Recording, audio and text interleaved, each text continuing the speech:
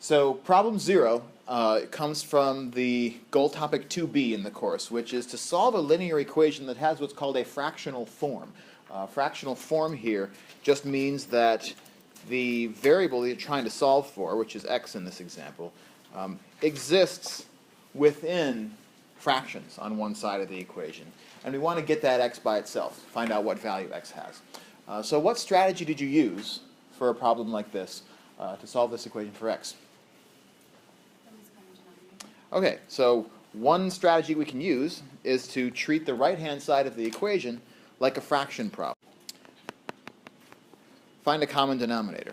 And if you want to save yourself some work, try to find the least such common denominator. Then we have a choice of what to do with that number. What is the least common multiple that will help you in this problem? 10. 5 and the 2. Since those two numbers have no factors in common, the only option we have to find the least common multiple is also what I usually consider to be the default option. Just multiply one by the other. So the least common multiple is 10, and then the question is, what do you want to do with that 10? What did you do with that 10 when you went about solving this equation?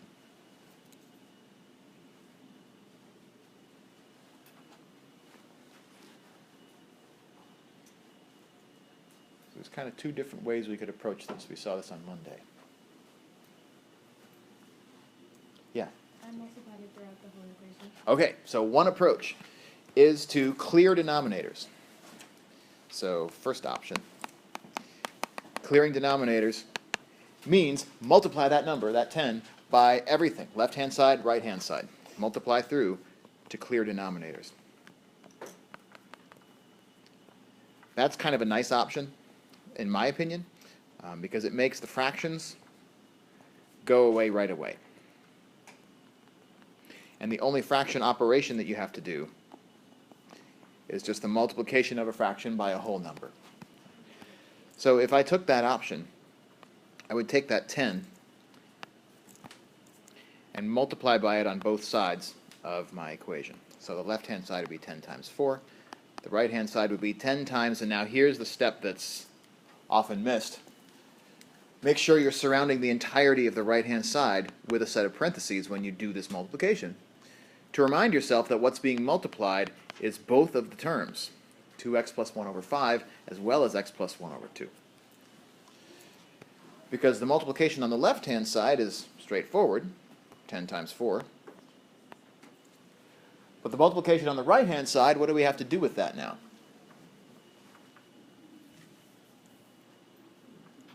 Yeah, Gabby. I broke up both terms by multiplying them by 10, yes. Okay, great.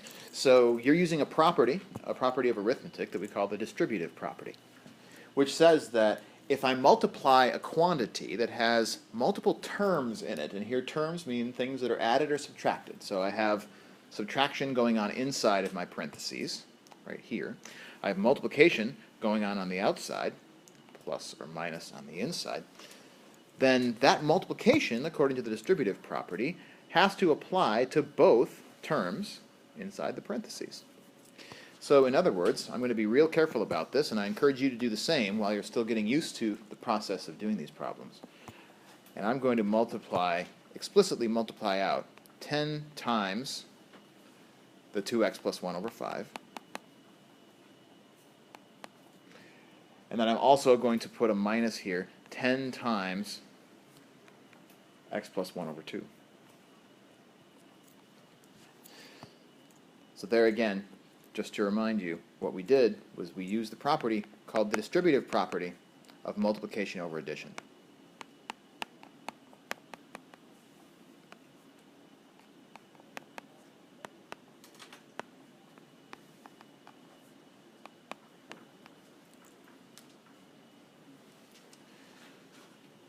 Okay, so now that we know that that multiplication by 10 has to happen to both of these two terms, now how do we actually simplify that multiplication?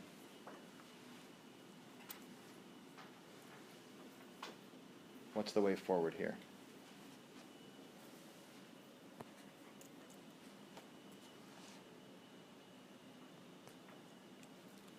First of all, how do you multiply a fraction by a whole number?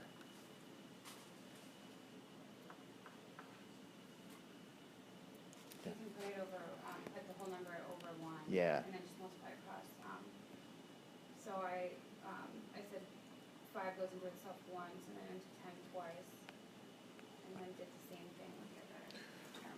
Okay, so the first thing you did was said to multiply by a whole number, we're just going to turn that whole number into a fraction whose denominator is 1.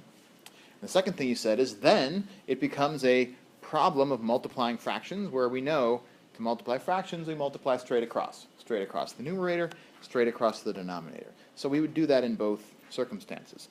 But then you also said that when it came time to actually carry out those operations, you asked yourself, how many times does 5 go into 10? Okay. So you were comparing this 10 with that 5 at some point. And my suggestion is that what you're really doing there is something we talked about last time, a little sleight of hand that I think really helps in these problems. And the sleight of hand is you're trading places with these two denominators. Because multiplication is commutative, it doesn't matter which order we multiply two things in, we get the same result. As long as we're multiplying 1 by 5 straight across the fraction, we're going to get the same answer if we instead trade their places and multiply 5 by 1. And the benefit of that is it focuses the division in this problem where the division actually happens, the 10 divided by 5 that Gabby was just talking about. And the 2x plus 1 now has a denominator of 1, which brings it back to a whole quantity, 2x plus 1 again. So the virtue of that, I think, 10 divided by 5, as she says, comes out to 2. The virtue of that is that it keeps the fraction, or it makes it so that the fraction part no longer has a variable sitting inside of it. And all of the fraction action that's happening here is just happening with the two whole numbers 10 and 5, which when we divide them give us a 2. If we take that same strategy with the quantity on the right, flip-flopping the 2 and the 1, then again my variable numerator, x plus 1, is going to be out here standing on its own, and the fraction action happens right here, 10 divided by 2, which is going to turn into 5. I've got a minus sign in front of this. I've got a 40 on the left-hand side. And now all of our fractions are gone. But the way I've written it down here is actually missing something. What did I forget?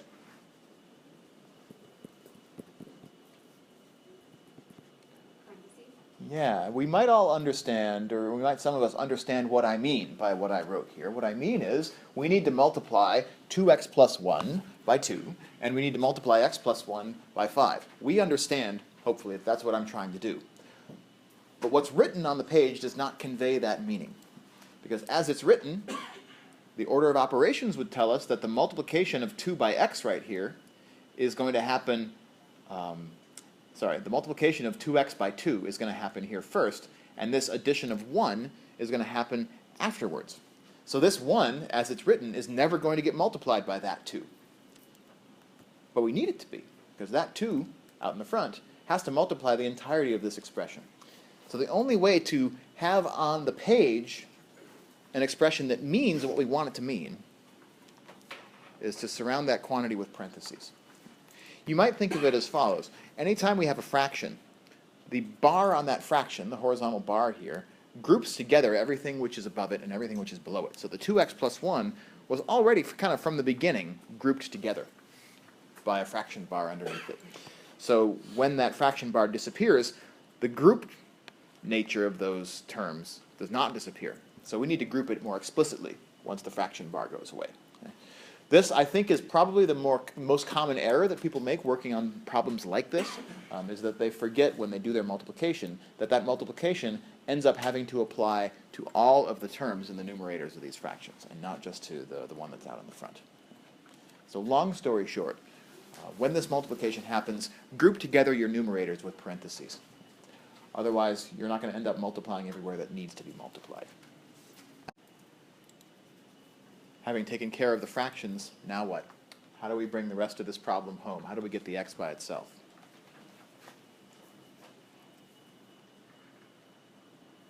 Distribute the 2 and the 5. Yeah. Let's simplify the expression on the right-hand side of the equation by distributing. Again, distributing multiplication over addition, that same property that we used before.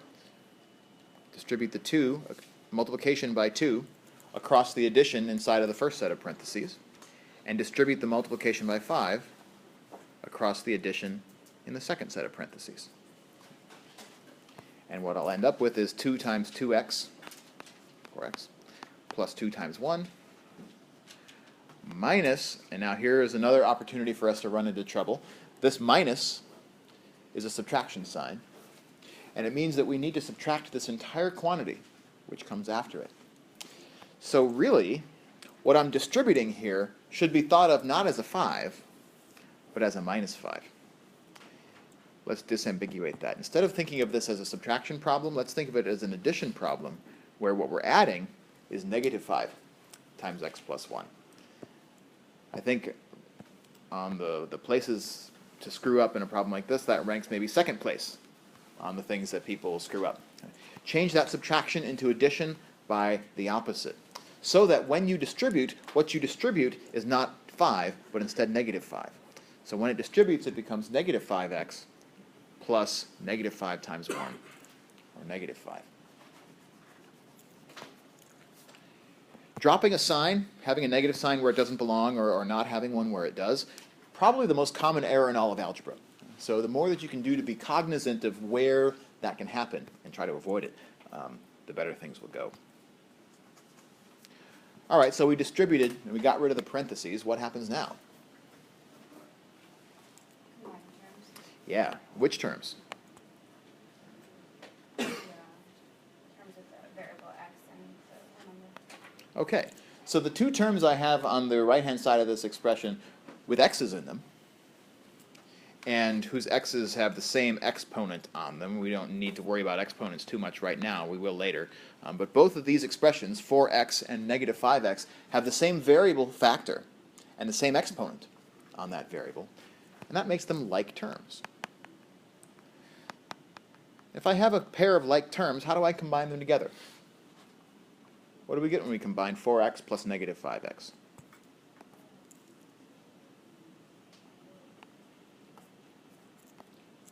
How many x's do we have in total?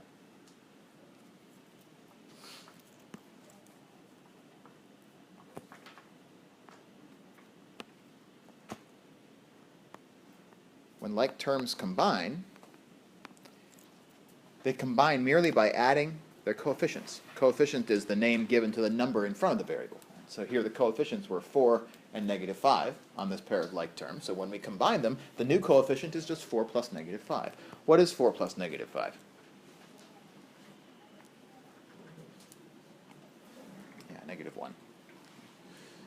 So the 4x and the negative 5x add together to give me negative 1x. What's another pair of like terms in this equation? 2 and negative 5. Those are like terms because they're alike in that they have no variable factor in them at all. They're both just constants. And so what we end up with is 2 plus negative 5. And what's 2 plus negative 5? Negative 3. So this becomes a negative 3. Now I'm going to switch this back. Instead of adding negative 3, I'm just going to make it easier on my eyes and just write it as minus 3. So our like terms have now been completely combined on the right-hand side of this equation. Whoops. Like terms are combined. Both sides of my equation are completely simplified. X is still not by itself. So how are we going to get the x by itself now that all of our simplifying is done? I'm going to recopy my equation up here. What do you want to do next?